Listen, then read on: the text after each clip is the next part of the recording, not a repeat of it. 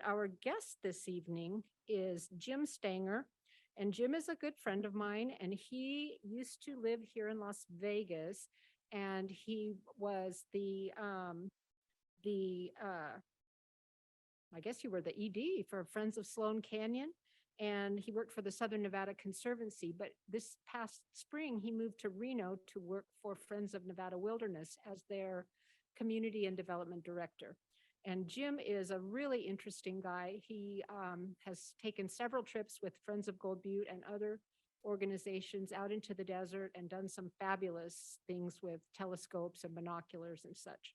And he does a lot of backyard astronomy for groups, and is going to give us a presentation tonight on how to navigate the night sky using just binoculars.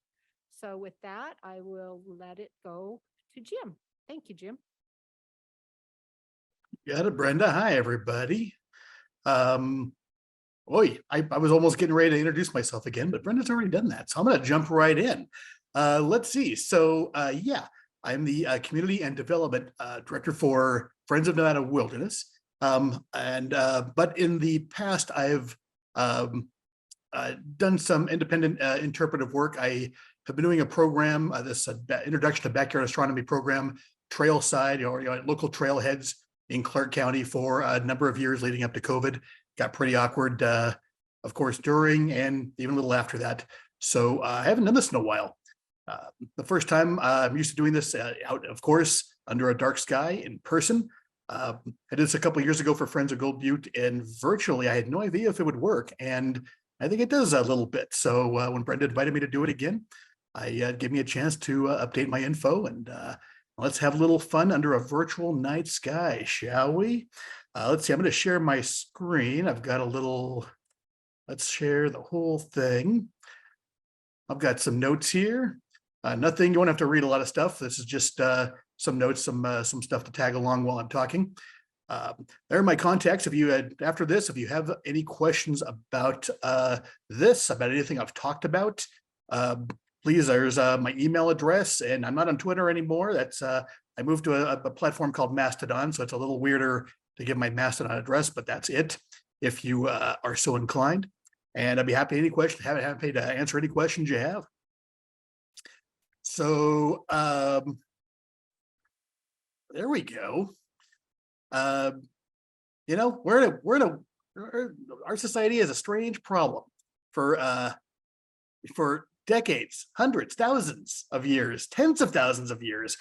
Our lives included a really dark night sky, the Milky Way, thousands of stars. To our ancestors, the sky was just important as the land. But as you know, as we've grown as more and more people move to cities, as urbanization, as our civilization progresses and urbanization takes hold, more and more of us are moving into areas that are too brightly lit and where we can't see the night sky. I personally cannot see, even living in a smaller town like Reno, I can't see the Milky Way from my backyard. But I'm not alone, right? Neither can 80% of Americans today. Most of us live in cities and urban areas with a lot of light pollution. 60% of Europeans can't. And globally, almost 1/3 of people world over, cannot see, the Milky Way, a dark night sky. In just 25 years or so, by 2050, that'll be over 2/3 of the world. Over, almost 70% of humanity won't be able to see the night sky. That presents a real problem. A gentleman who I've been tracking a lot, Jonathan Barini, you may know him. He runs the Nevada Dark Skies Instagram channel, just posted this today. And it's very prescient, right? We're losing something, I think, by cutting off our access to the night sky. It's kind of a dichotomy here. On the right, we've got some folks from back in the day that have access to more natural sky. They're living off the land. These are the folks that created some of our first stories, some of our first mythologies. And today, right, we've all got our faces in our screens. We live in a techno world. There's bright lights and screens all around us. And even, I'm a tech nerd myself. And even I've realized that I've lost something, and our society's lost something by keeping our faces in screens all the time and just watching Netflix all the time and all that stuff. We're losing access to a very important part of our lives, very important part of our history. And so programs like this and efforts like Friends of Gold Buttes and other conservation groups really seek to mitigate that, to turn that around and reintroduce folks to the concept, to the features and the benefits of the night sky. And let's see if we can claw back and get back what we've lost as a modern society. So to that end, again, I've been doing work to introduce kids, families to what the possibilities are. A lot of us have spent time waiting in line for our local astronomical society to allow us to look through a giant telescope at Saturn or Jupiter or some awesome dark sky feature, and we look through it for a couple seconds. That's awesome, and those are great experiences. But I've had a lot of people I know have left those experiences thinking, well, what can I do next? Like, what's after that? So I get a lot of questions when I work down here about do I have to buy one of those things? Do I have to buy a giant telescope? The short answer, the bottom line, no, you don't. And a lot of what I'm going to be talking about tonight is really geared towards folks that are getting into this for the first time. There may be some folks in the audience, if you've been stargazing for a while, or if you do astrophotography, or if you bring binoculars with you when you camp, or you'll probably know some of this stuff already. But I'm speaking to folks that are really just exposing themselves to this stargazing and astronomy for the first time. You don't need that big glass. It's nice, and it's a great thing to shoot for if you're really interested and you really want to get nerdy about it. But really, to get started, you just need a few different things. For glass, it'd be a pair of binoculars. And what can you see with binoculars, right? You can see, the moon is up a lot of the month. You can see like a lot of craters of the moon. You can see the relief when you look at the terminus of the moon, the demarcation between the moon's night and day. You can see ridge lines. You can see the mountains of, the relief of the mountains of the moon as light falls on it. It's really exciting. It really puts the moon into like a sharp relief. You can almost like see it in 3D when you see those jagged shadows. We can see other moons circling around planets other than our own. Basically, the moons of Saturn, many of the moons, larger moons of Saturn and Jupiter, you can see through a pair of binoculars. May not be too easy, and I'll show you some tricks tonight to give you some tips for how to view them, but they're out there. Stellar gas, nebula, and nebulae, I guess, and dead star clusters, little clusters of stars. Those are also viewable through a telescope and even moderately dark skies. And then something I love showing folks that often wows them is the closest spiral galaxy to us, the Andromeda Galaxy. It's 2.5 million light years away. And some people are lucky enough they can, in a dark sky, they can see it with their eyes. A lot of folks would teach them how to view it through binoculars, and it's even better. This is a little bit about my history. I'm not a professional astronomer. I may be not even an amateur astronomer. I'm just very interested. I've sort of rekindled the passion for stargazing in my adult life. That when I was working with conservation groups, I went ahead and bend that passion towards this kind of interpretive and educational program, sort of connecting folks, showing them the connection between public lands and the night sky. So, just kind of a adult rekindled interest kind of got me back into doing stuff like this. I usually do use a little bit bigger telescope. I've got a couple pairs of binoculars. You'll see in the upper left-hand corner there, I've got kind of a nice telescope for just viewing. It's not really made for astrophotography, but I sort of scan around and view some dark sky objects. The other pictures, I do some astrophotography. I was up in Wyoming for the recent total eclipse in 2017. And then, I've been known for shooting. It's a very busy star trail picture, but I've been, I try to shoot star trails, fun stuff like that. And then the moon picture, what's circled is, there's better pictures than that. I don't know why I have this one up here. I've been able to take pictures of the International Space Station transiting in front of the moon. It's pretty fascinating. There's a website that will show you where you can go to be in that path when when ISS is zooming by. And I guess we don't have a lot of time left to do that. It'll be deorbiting in a couple of years. So I can't figure out how to mute this. oh, What are we all happened? good? I'm going to press on unless somebody advises me not to. So that's what I've been doing. What can you do? So this is what you need. Just a few basic tools. A pair of binoculars, of course. If you are shopping for binoculars for the first time, you'll see that there's they note two primary numbers, one number, and then an X, and then another number. The first number would be the zoom. So, you know, oftentimes it's like 8X, 10X. That's, you know, 10 times. It's a zoom level of 10, a zoom level of 8, or a zoom level of 15. And then after the X, the number after the X would be the size in millimeters of the objective lens. So for the binoculars, it would be the fat end, the lenses that are at the fat end of the binoculars. The larger that number is, the more light will get let in, the more light you can see at one time. So what kind of binoculars to get? You can really use any binoculars you want. The kind you want to pick up to you, up to your budget, what what you can afford, also what you're willing to lug around. I've always used a rather smaller pair of binoculars, like 10 by 50s, things like that. 10 by 35s are good enough for me. The larger telescopes, you know, if you're hanging them on your neck, those larger binoculars rather are pretty weighty. They can get pretty weighty. So, you know, go to Bass Pro Shop or even Walmart, Target, wherever you can buy binoculars. Any of them will do to get started. You'll want to get a light, keep a light handy so you can view objects around you, stay safe, view a star map. I would advise you get one with a red filter. You want a red light. I mean, when you go outside at night, after about 10 or 20 minutes, your eyes dark adapt. They adapt to the darkness. The more sensitive receptors in your eyes take over and suck in as much faint light as possible to give you an image. But when you shine a white light in the area, that sensitivity in your eyes goes away. For red lights, less so. So a lot of astronomers, they'll keep, if you notice, they keep a lot of red lights handy, is because they can shine a red light on things and it doesn't ruin their dark adaptive vision. So and you can get a red light again. You should be able to get one, I think, at Walmart, Bass Pro, any sporting goods shop. Yeah, get it on Amazon if you like.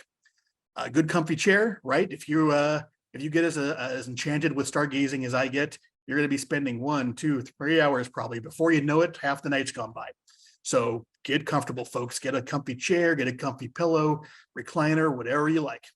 If you prefer to stand up, do that too. Just be comfortable.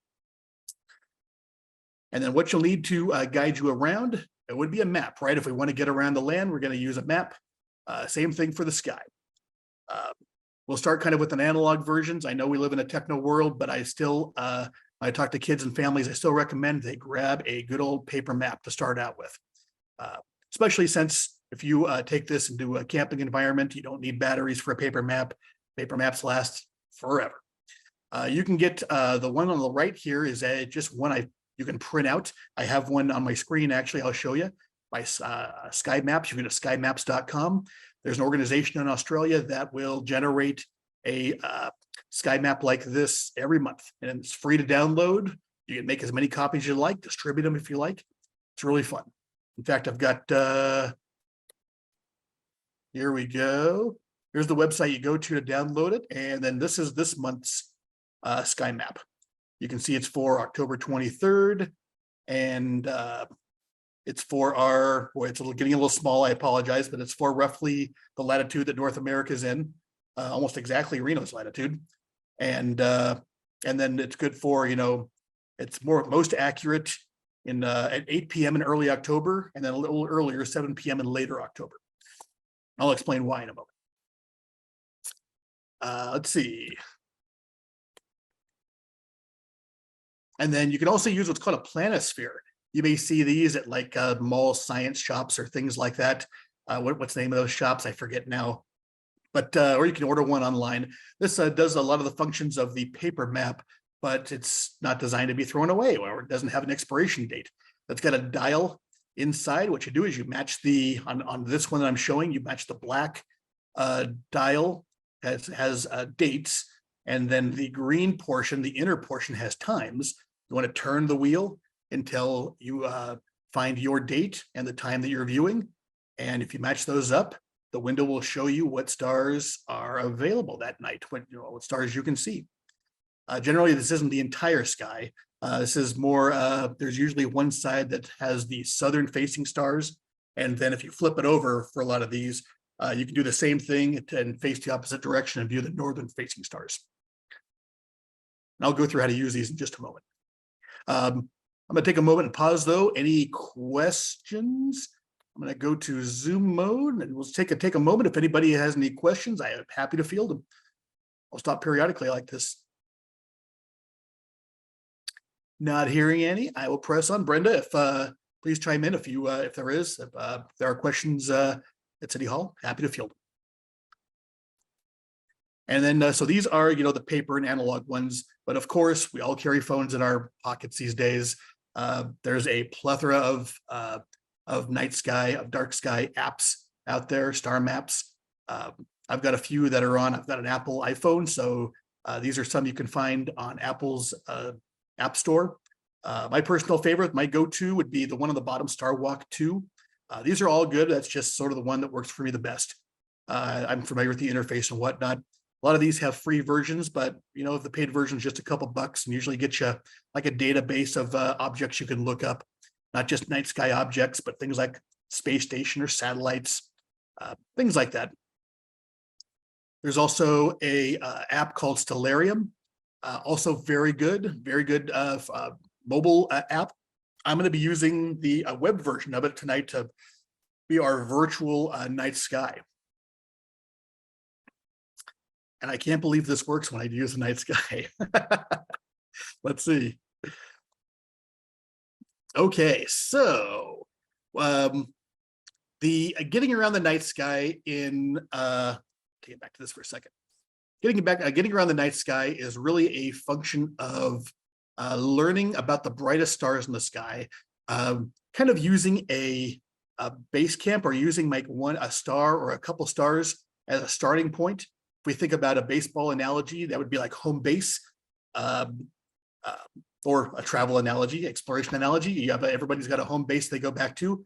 You can choose a star or a section of the sky to act as a home base, and then it's all about how to essentially star hop and navigate around the sky to get to an area that has an object or a feature you'd like to view. Again, this is much easier to learn how to do this when there's just a dozen or 24 stars in the sky than when you're camping and there are tens of thousands of stars in the sky. Very easy to get lost. And I think this is time now to go to our virtual night sky. I think this is set to real time, so I'm in a virtual farm. This is really nice. I kind of wish I lived here.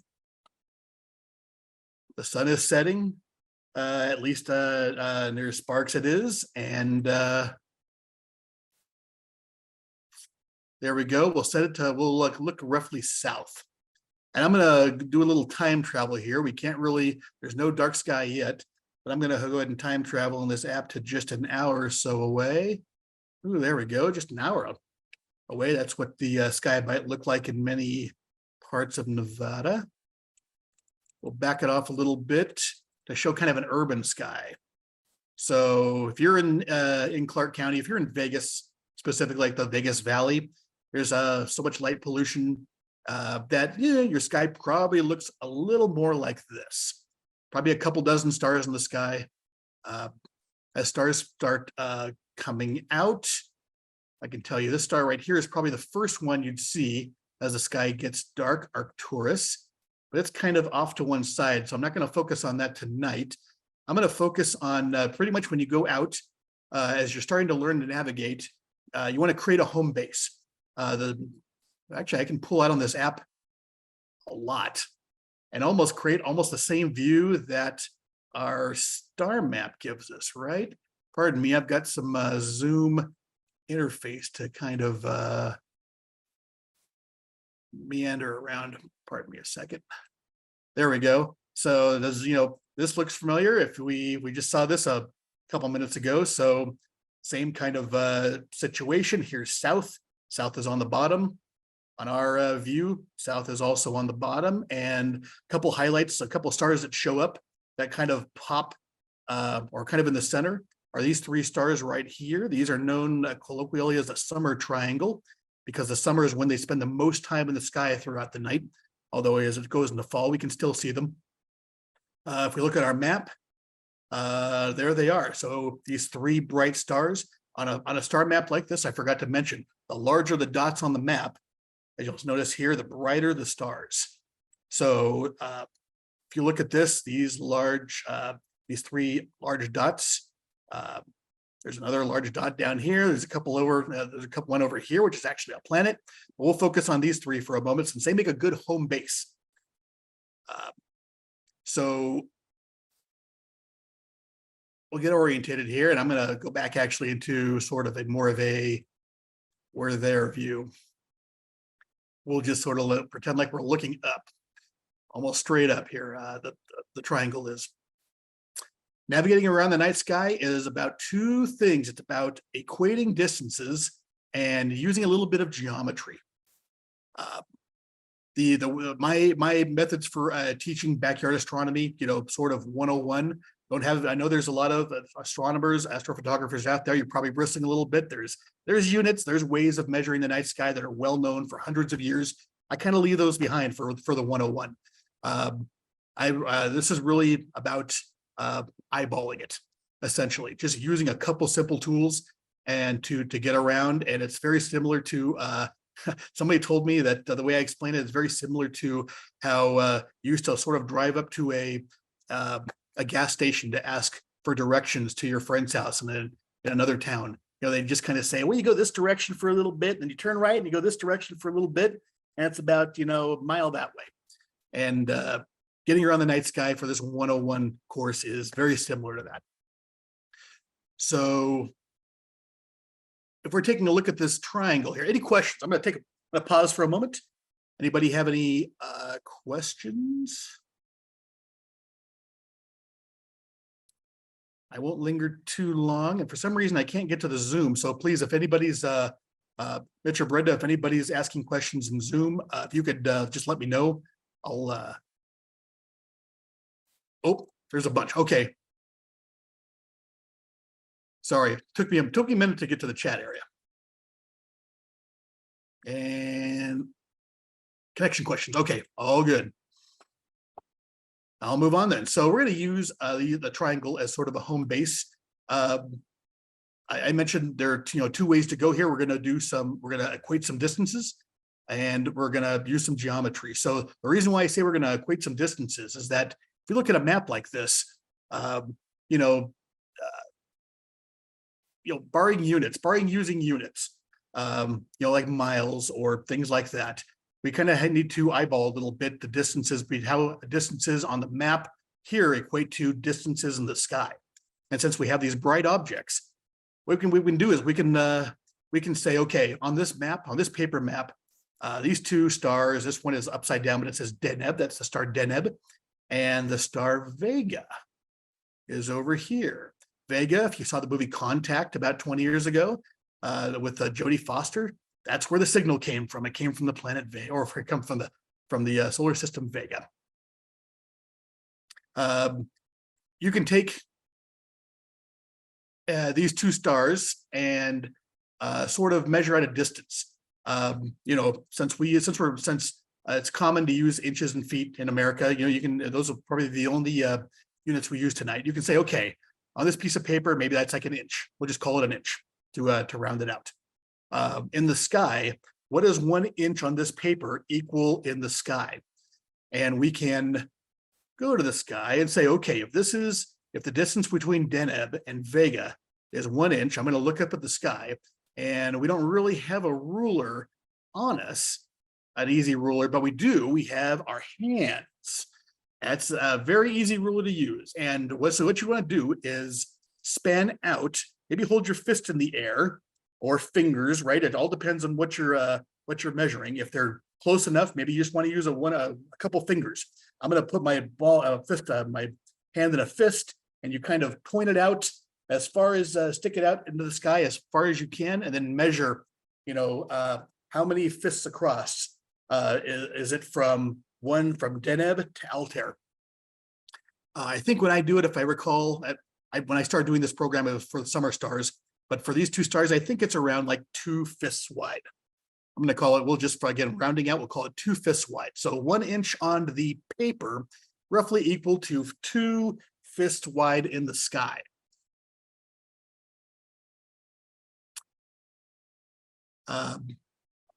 So now you can look at this map. I forgot to go over, pardon me, I forgot to go over directions. So how to use this map is, once you print it out, you take it with you to wherever you're going to be viewing, and you hold it roughly, you hold it above your head. And you notice that it says that the cardinal directions are noted. South is on the bottom in this orientation. East is over here. That would make west over to the right, and north is up top. So you want to, if you want to view the southern sky, you want to point yourself south. It requires you knowing which direction is south, and then hold up the paper so that south is on the bottom. And that gives you your field of view to the sky. That's roughly from the south is where the horizon is. And then if you look about halfway or in the middle of this field, that's you looking straight up roughly. If you want to look at the stars in the east, you would point yourself east and then rotate the paper around so that east is on the bottom, and then hold that up, and that gives you your eastern stars. If you were to do that, if you were to hold the paper that orientation, we can see that Jupiter is rising. Jupiter is just above the horizon. Right, in our point of view, it's coming in from the left. So if we want to get to Jupiter as it is right now, the easy way is to eyeball it. Jupiter is very bright, but let's pretend it's a little fainter, or a lot fainter. We're going to sort of eyeball our way over there. So we've got our home base, this triangle. We've got a known distance between these 2 stars, roughly 1 inch. And if we maybe eyeball that out, this would be 1 inch, maybe 2, 3, 4, and change, maybe like 4.5 inches, roughly in the direction. I'm using Jupiter because it's kind of in the direction of these 2 stars. We'll just start out very simple at first. So about 4.5 inches. So if 1 inch equals 2 hand spans, that would be about 9 hand spans over. So you want to start, start here, start at Vega. You've got 2 hand spans to get to Deneb, and then just keep on going in that direction. Sorry, there we go. Keep on going in that direction. And it's kind of, even if you just do this, one after another, just kind of hopscotch your way out, and you want to head towards east, right? You're heading towards the east. So you know where east is. If you're facing south, east is to your left. So start there and just make your way towards the left, and you will, after roughly 9 hand spans, land in the area of where Jupiter is.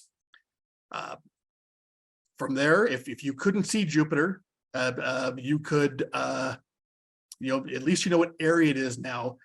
You can hold up your binoculars and kind of now you have a much smaller area to hunt around and look for it. If you to view other objects that really aren't maybe next to something that's maybe the thing you want to look at is next to no bright stars. You've kind of got to play a little more hopscotch. So maybe you go from Vega to Deneb, and then from Deneb, maybe let's say we're going to go.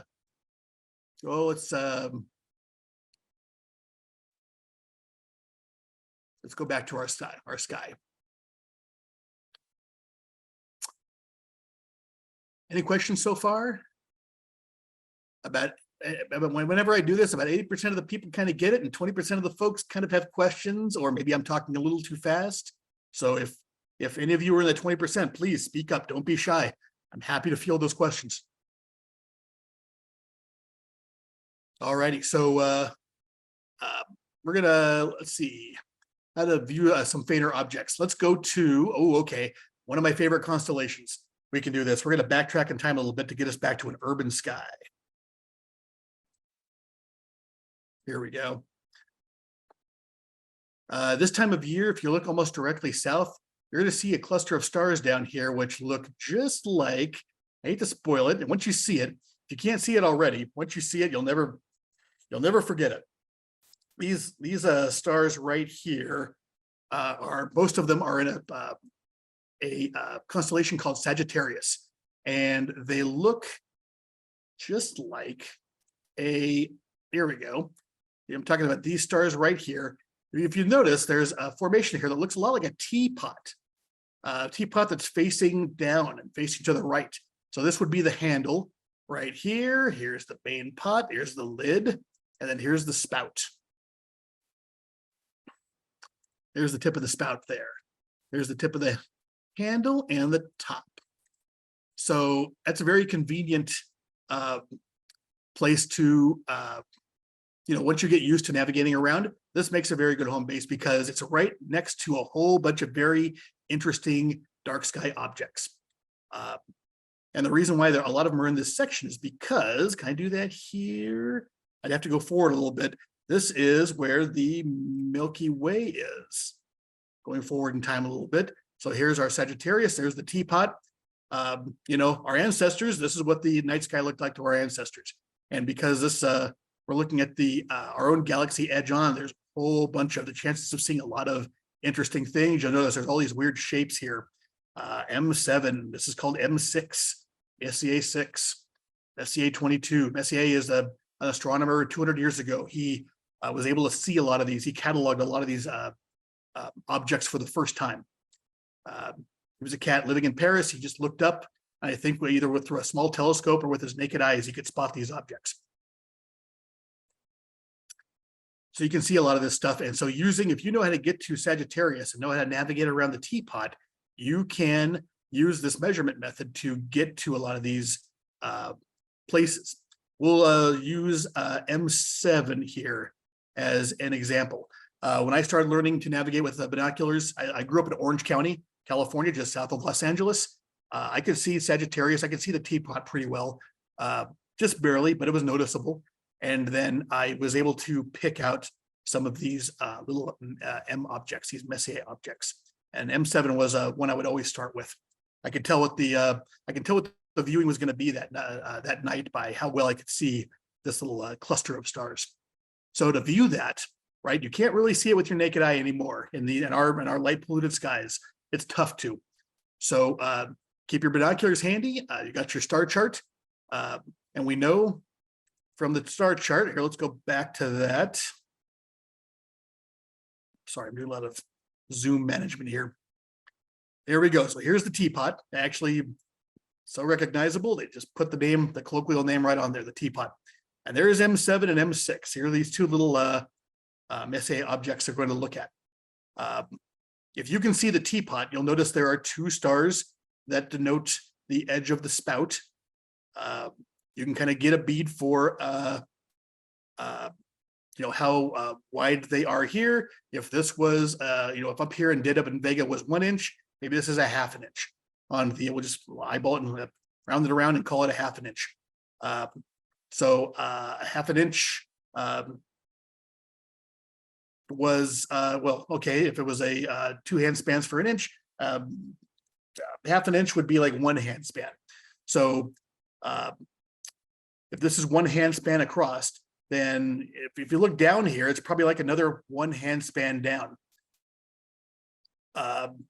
So we can use a little bit of geometry here. We can say, okay, these two stars form a line. If we go about 2/3 of the way up from the lower star to the upper star, and then just perpendicularly shot away in a straight line for 1 hand span, fist span, we should be able to be in the general vicinity of M7. And indeed, if you kind of navigate it with your eyes, get to that spot. A lot of folks ask, hey, if I can see the area, but when I put the binoculars up, I'm all of a sudden I'm lost. It's a different point of view, different star field, because things have zoomed in a lot. So here's a tip I can give you. If you just keep your binoculars right at your chest and just stare straight ahead at the area you want to look at. Don't take your eyes off of it. And then without taking your eyes off of it, hold the binoculars up to your eyes. More often than not, you'll be aiming almost right at the area you intended to look at. And binoculars they don't have such a small field of view that you wouldn't, you don't have to like search around and around all the time to see it. You'll have a good couple degree, or you'll have a good field of view.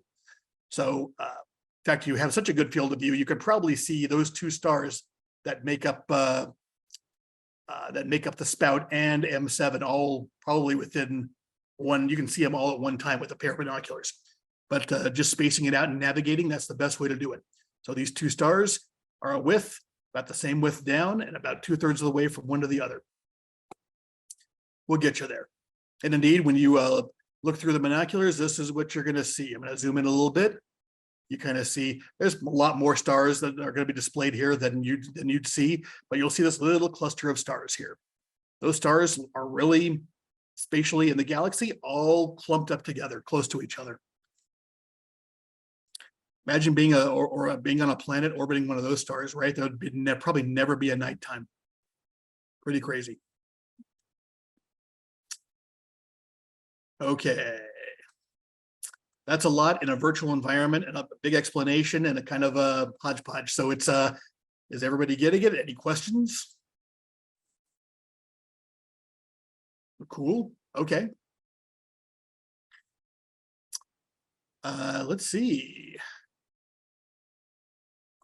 Let's do some other examples real quick, just since we're in the teapot area. This is a really fascinating part of the sky.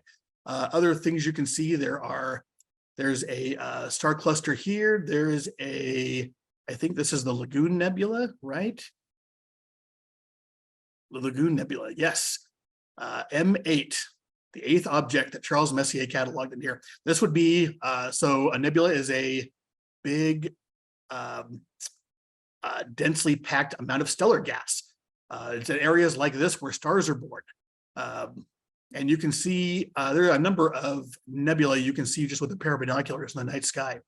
So to find this one, this is close to a number of, some stars, a star pattern that we're learning, which is again the teapot. So you can sort of see a couple bright stars from the teapot here. There's a couple different ways you can go. Let's use a couple other stars as guide points now. So let's use two of the stars from the cap. What do you call it? the teapot's cap. Is that what it's called? I'm losing the name of this. What do you cover? The cover. Oh boy. I'm spinning out of control here, guys. Anyways, let's just use these two stars right here. Caus Medea and Caus Borealis. They are, they're part of our known teapot formation here. We can pick them out. They've got we can see the distance between them, and we can kind of edge it. Now that we almost don't need we almost don't need the map anymore. Well, we do if you've never seen it before. My bad. So let's locate it here. Let's locate it on the map. I'm getting a little familiar here. Messier 8. So we'll go up here. Here is M8 on the chart. So if you were just looking at the star chart and said, well, M8, I wonder what that is. I hear it's something cool. Here are two stars, the two stars that make up the lid. The lid. Oh my gosh, the lid of the teapot. They form a line. The distance apart they're about another, if we were to span out to form maybe like a triangle, that would be probably a little longer than the distance between the two stars, and a little skewed to one side. So you can probably say, if you're using geometry and right angles, we can say, okay, it's probably like 3/4 or most of the way from one star to the other, and then we'll jet out perpendicularly at a 90-degree angle and find it about that width, or maybe a little longer than the width between the two stars. Boy, I hope that makes sense. Let's look at our virtual sky and do it. So here we go. Here are two stars. We can say, okay, there's the line between them. And this object is about, 2/3 of the way up, and we'll jet out at a right angle for a little more than the width between these two stars. Man, it should be in that area. Now, if we hold up our binoculars, we're more likely to see it. Again, we don't have to get very specific. We just need a general area. And you should be able to see something that looks, it's not going to look exactly like this. This is usually the view that a big telescope would give you, or the Hubble Space Telescope, but you'll definitely see a wisp of cloud. It's many people find this object like this interesting. I personally do. I think when you look at it, it may just look like a cloud, but if you realize just what it is and how far away it is, the fact that you can view it and kind of maybe view it as it relates to the rest of the stars in the sky, that's when it gets a little more magical. Is you're like, oh my God, I can see this amazing nebula that is probably dozens or hundreds of light years across. It's so big. This nebula is probably so large that it takes light hundreds of years to get from one side of it to the other. It's a big nebula, and this is how big our galaxy is, and the vast stream of the big picture, it's a little blip in our Milky Way galaxy. Let's see, let's look at something else. Let's look at, I mentioned the Andromeda galaxy before. The Andromeda galaxy, let's look for our map first. Andromeda is a constellation in this area here. Andromeda galaxy is otherwise known as M31. I kind of thought it would say Andromeda galaxy on here, but it doesn't. M31 is the Andromeda galaxy. The easiest way I find Andromeda is by using the nearby bright stars, which the bright stars there would be these, like very odd to highlight, pretty much the stars that make up the constellation Cassiopeia, which are nearby constellation. They kind of form a weird shaped W, kind of an elongated W. And you'll notice that on the map here, the bottom three stars kind of form a triangle that point to the left or almost right at it. It points in M31's direction pretty well. We can kind of say that, okay, the width of this triangle maybe jets out. M31 is probably like one width, two width, and whatever that width is. If you hold a couple fingers in between, if you find Cassiopeia in the sky, here's where you can do this equation, right? Equate the distances. You know how the distance on the map. You can hold your fingers out and kind of equate how wide this triangle is, and that will sort of tell you how many fingers out, how many finger widths out M31 should be, or fist lengths, whatever you want to do. I think in this case, it's like one width, 2, 3, it's 3 to 4 widths away, and then a little to one side. So it's not pointing directly at Andromeda. Andromeda is just to one side of that line that jets out. So these are the three brightest stars, the three sort of equidistant stars in that W. So let's go to the night sky now. Let's sort of go around. We can see that what we're looking for is roughly on the eastern side in the eastern sky. So I'm going to angle over to and look in the direction of the eastern sky and look for that W. Let's go back to our night sky, pardon me. Whoops, urban night sky is what I'm going for. The constellation view is already given it away, but there you go. There's Cassiopeia. Let me turn that off so we can get a good, this is more what it'll look like. So we're going to look to the east, and it's around here somewhere. Urban night sky probably looks a little more like this, actually. There we go. Just like in a kind of a suburban sky, you can see Sagittarius. You can also see more often than not the Cassiopeia. So here we go. Here's that W. There we go. That forms Cassiopeia. And here are the three stars. I know on the map it was upside down because of our point of view, but these equidistant stars are kind of above us now, and they're shooting towards the horizon. So there's a width here, and we are like another 1, 2, 3 widths away. So Andromeda should be kind of in this section of the sky. And indeed, if we were to hold up our binoculars, it would probably give us a view kind of like this wide. And as the stellarium's giving up, it is kind of in that area. Here's M31. If we were to look at it through binoculars, it would look Come on. Oh, need to change the time a little bit.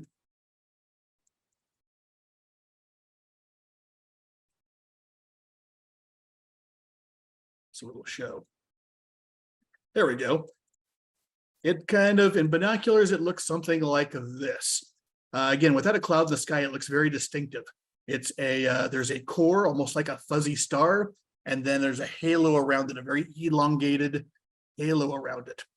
This is a spiral galaxy that we're looking at, tipped on its edge by about, I forget, maybe like, a little shallower than 45 degrees, I think maybe 30 degrees from the edge, something like that. So it's going to look like a pie plate, tilted to one side. Of course, Hubble sees it much more like this, right? If you were to zoom in and use a big telescope with a shutter opened over time, you're going to see something a lot more like this. But it's amazing to see, to know that even viewing it when it's a little fainter, that is a whole entire galaxy and full of stars, another sky island, another island of stars elsewhere in the universe, about 2.5 million light years away. Again, this galaxy is so distant, it takes light 2.5 million years to get from here to there.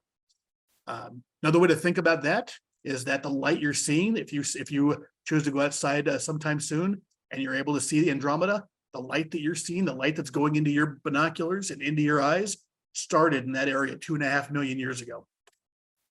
Amazing, isn't it? It's amazing. Cool. All righty.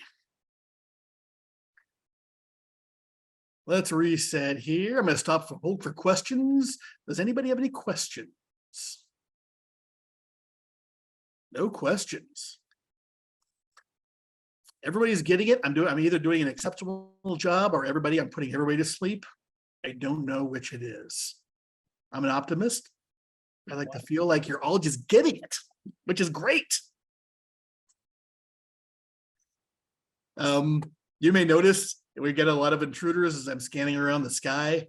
There are things that are popping up. So the Stellarium is very good about, they've got a satellite database. Hey, Jim. Oh, yes. We have a question from the room. Oh, excellent. Howdy. So let's say if Andromeda was now gone, we'd still see that light for 2.5 million years? Yeah, if that galaxy had blown up or something happened to it or got eaten by the giant spaghetti monster or whatever, yeah, we would still, that light from that galaxy would still be traveling to us. We wouldn't see that if the great spaghetti monster gobbled up that galaxy. We wouldn't know for 2.5 million years. It's a very strange way that the universe works on a macro scale. Not to digress too much, but that's why when the Hubble Space Telescope, when they say they're looking at galaxies that are billions of light years away, that they're looking at the closer to the beginning of the universe, that's almost literally true. The light from the galaxies they're looking at, or those objects were cast when the universe was much younger than it is now. And it's taken all that time for that light to get to us. That's a very simplified version of that, but that's the gist. Saturn, I think, just to put things in perspective, Saturn's in our neighborhood. It's in our solar system. I think depending on where in its orbit it is, and I think it takes a few hours for or more for light to get from Saturn to us. I'm trying to think of here. Let's use our base stars here. Vega, if I recall, Vega is 25 light years away. So this is one of the questions they had to answer in that movie Contact. When Jodie Foster receives the radio signals from space, they were actually signals that were sent 25 years ago. And that's the reason why, and pardon me if you hadn't seen the movie, but in the movie, they sent us back a signal, which is essentially the Olympic Games when Hitler was sort of gave a speech when it was hosted in Germany, and they sent that signal back to us because that broadcast took 25 years to get there, and they chewed on it a little bit, and then it took 25 years for that signal to get back to us. They just reflected it right back to us. So time's pretty wonky when you're talking about the big old universe. Let's see, a couple other items I wanted to show you tonight. That's kind of the basics of navigating around. When it comes to using an app, where are the apps? Oh, that's back to pardon me. There we go. When it comes to using these apps, again, it's much easier. You point the I've been using the paper maps as an example, but when it comes to the mobile apps, you really just like point your phone up into an area of the sky and it'll tell you what's up there. You can even go into an AR mode where it will use your camera to view those stars and then superimpose the names of the deep sky objects and the stars over the real stars that you're looking at. So kids these days have it so simple. Back in our day, we had to use stone knives and bear skins to figure out where the Andromeda galaxy was, right? Let's see. I used to use the deck for to explain this, but it's the wrong time of season, so it's using the wrong examples. Here, if you do want to explore stargazing a little more and start, you crack open a reference book, they're going to give you the units. They're going to give you the units they use. They don't eyeball it. They use exact units. Often a unit that's often used is degrees of arc.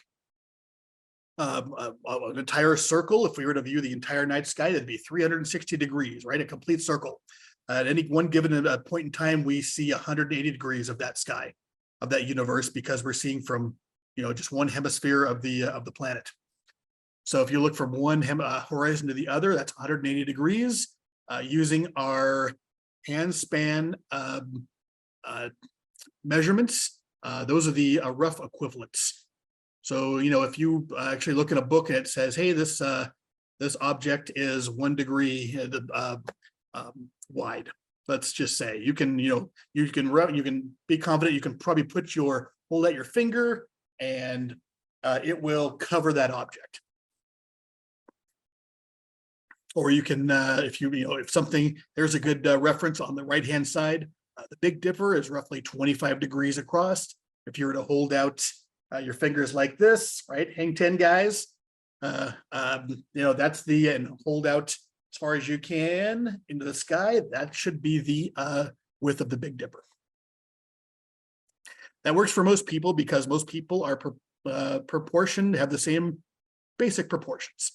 So if I was to hold out, even if I have a big hand or smaller hand, if I was to hold it out roughly, like this, from thumb tip to pinky tip, that should be about the same width across as if a teenager did it, or anybody of any age. Since your limbs grow at the same rate, we're all about the same proportion. How am I in time? I haven't even noticed what time it is. Oh my gosh. We almost killed the hour. Let me show you one more quick thing, demonstration of dark sky pollution. Here's a nice map of the United States, and I'll overlay areas of light pollution throughout the country. And it's kind of clear just what a predicament we've gotten ourselves into as a civilization. And try to find a dark sky east of the Rockies. Kind of tough, or east of the plains, I guess it is. We in Nevada are very lucky because there are areas in our state that are very remote, that are far away from big towns, from bright lights. We were talking about some of them earlier. Here's a big bullseye, that's Las Vegas. But you really don't have to go far outside of town to get to relatively dark skies. I would set up my telescope a lot at Walking Box Ranch or near Walking Box Ranch, near Searchlight. Right across the highway is the Wee Thump Wilderness.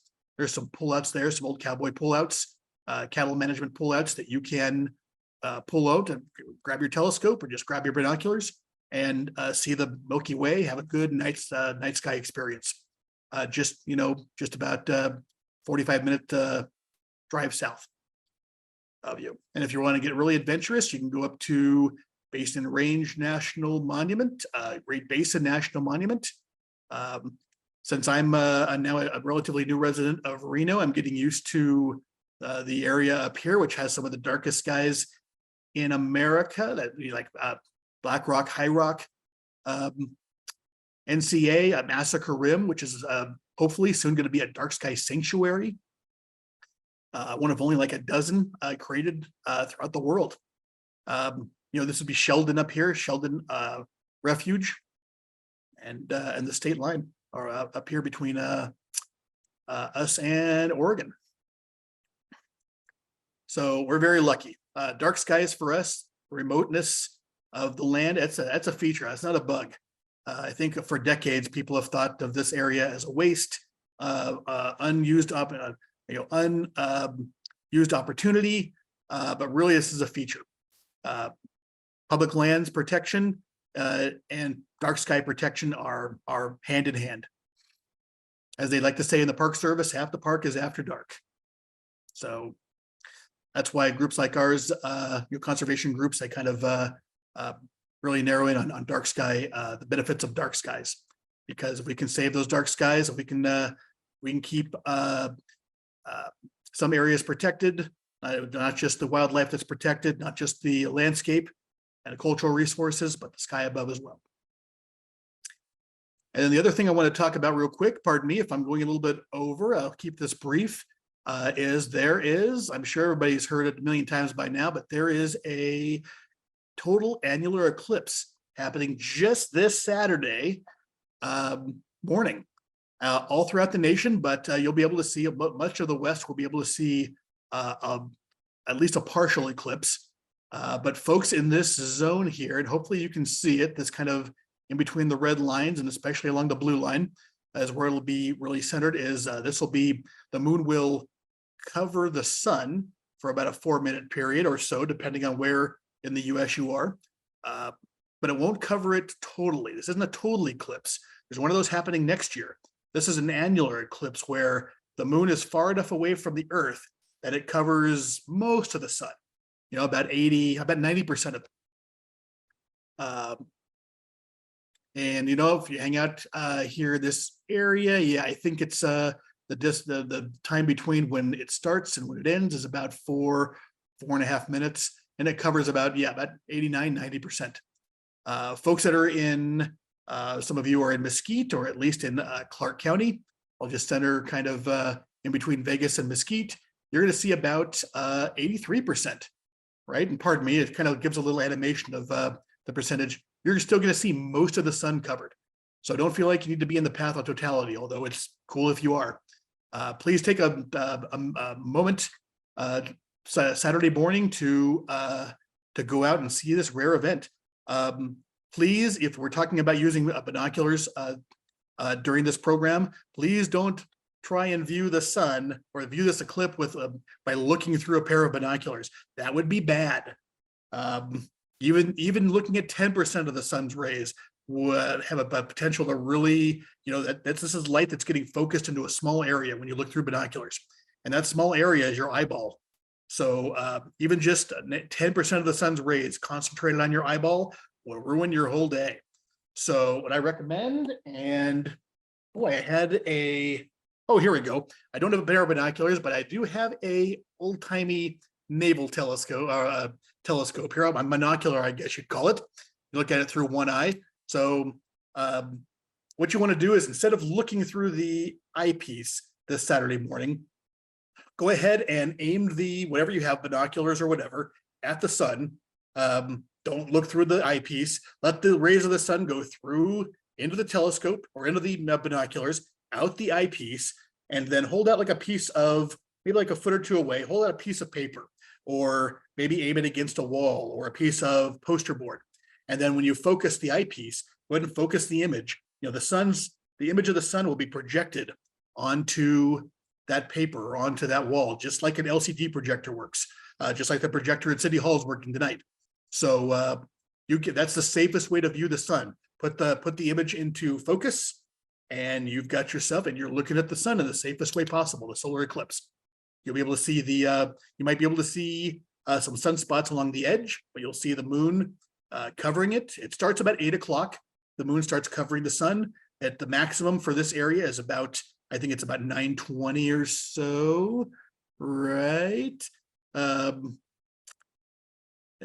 at least the maximum here. I think it's like around 9:20 or so is when the most of the moon covers the maximum amount of the sun.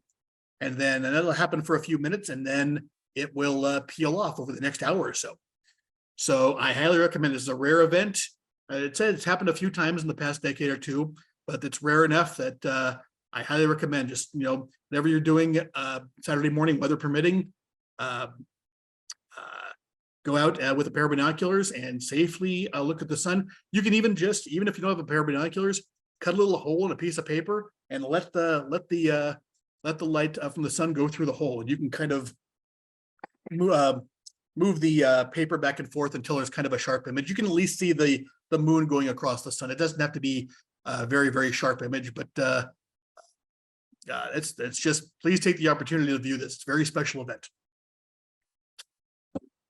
All right. Oh my gosh. I've got one more thing. If you have time, Brenda, do we have time for one more quick thing?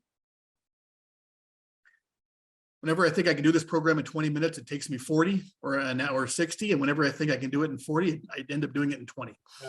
Jim, do you Yeah, hear we me? have time for Yeah. just a little bit more, Jim, just because they're gonna lock City Hall at 7, which is a little bit past, but then they turn on the alarm at 7:15. So we've got to be out of here. Oh, okay. This will take, I'll make this 60 seconds or less. Again, I work for Friends of Nevada Wilderness, and we, this past year, were able to get a specialty plate made that honors dark skies, right? We're going to be producing Nevada, and in conjunction with the state and the DMV, we're making Nevada's first dark sky license plate. And this is what it looks like. It's really cool. They're going to start going into production. You'll be able to pick one up, or guessing probably like the end of February, March, something like that next year. This is really amazing. It's a good celebration of dark skies. Funds from the purchase of the license plate will go towards more dark sky interpretive and educational programming public lands. It's a really fun way to express your enthusiasm. Right now, we just have, since we don't know exact dates and exactly when everything's going to happen, and a lot of folks don't know how to pick up one of these specialty plates. So if you're interested, you can go to nevadadarksky.org and add yourself to a mailing list here, and we will keep you apprised on when you'll be able to pick one up. We'll email you instructions for how to do it and give you some fun dark sky tips and tricks as well. All righty. I think that's all I've got for the evening. Back to you, Mesquite. So Jim, thank you so very much. I appreciate it. It was a great presentation.